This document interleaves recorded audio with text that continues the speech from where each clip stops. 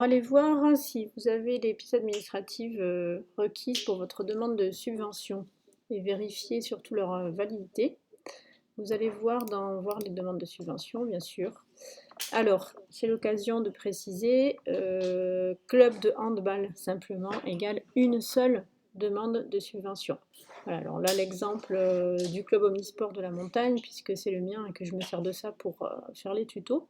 Moi, il y a plusieurs demandes de subvention, puisque le club omnisport, il y a de la gym, il y a de l'omnisport, il y a du bad, il y a du tennis de table, il y a du basket et il y a du handball. Donc handball, une seule demande. Voilà.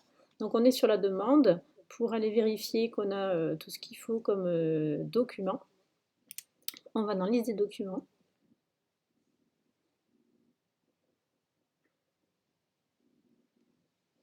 Voilà. Et donc, pièce justificative, alors très important.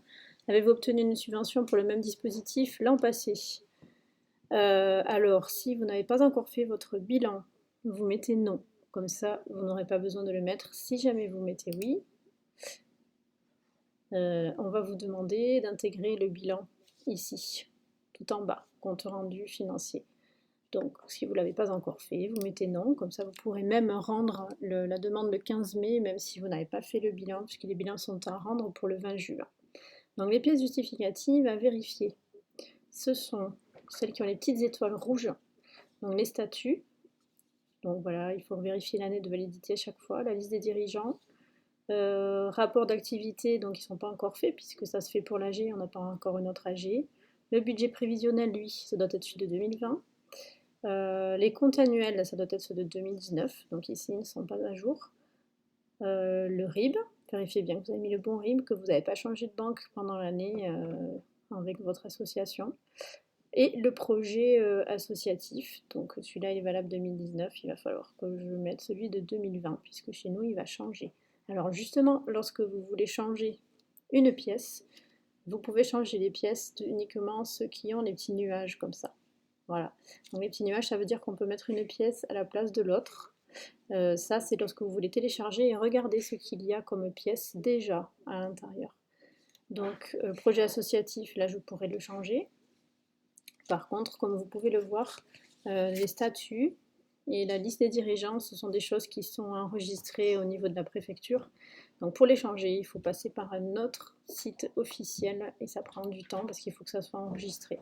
Donc si vous devez les changer, je vous conseille de faire ça en premier. Voilà. Alors un petit point ici par rapport aux documents spécifiques au dossier. Vous voyez, il peut y avoir un pouvoir avec une petite étoile rouge à insérer. Alors le pouvoir, qu'est-ce que c'est? C'est si dans les personnes demandeurs de l'association, les personnes physiques, vous avez coché qu'il y avait une personne signataire et une autre qui était le représentant de l'association. Vous allez obligatoirement mettre un pouvoir. Voilà, ça consiste au fait que si c'est pas le représentant qui doit signer, il faut une attestation comme quoi j'autorise à pouvoir signer à ma place. Voilà. Donc, si vous avez ça, ça veut dire que vous n'avez pas coché la même personne qui est représentant et signataire. Ce qui est tout à fait possible, ça peut être même qu'une seule personne en charge du dossier qui est représentant et signataire et chargé du dossier, il peut y avoir qu'une seule personne. Voilà pour les pièces à vérifier.